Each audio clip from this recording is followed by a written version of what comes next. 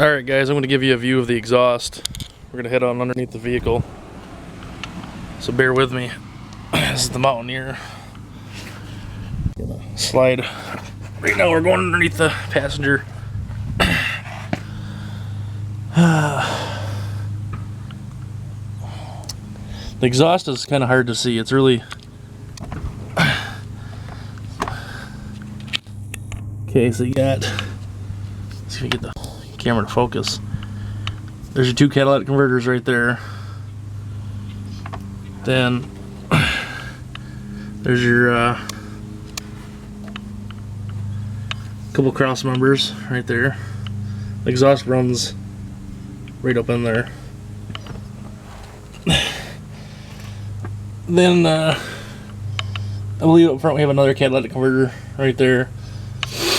So it legally has all of its catalytic converters. Go back here, and here's where the straight pipes join into the cats. This is what I had done.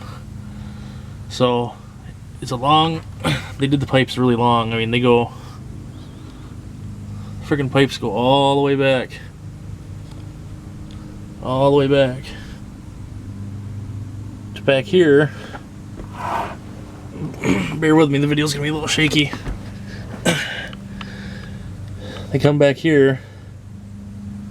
These are the two pipes from the catalytic converters. And we have a custom Y setup built right here. It's a 3-inch going all the way out. You can see. And then it just goes straight out the back. So I'll just show you from this angle. There's your Y, there's the long pipes. And there's the cats.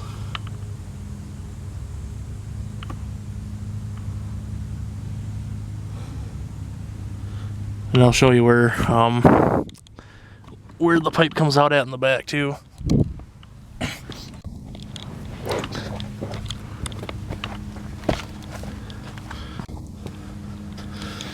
So there's the continuation of the 3-inch pipe that splits from the Y farther up. Then we go straight underneath the bumper, right out the back.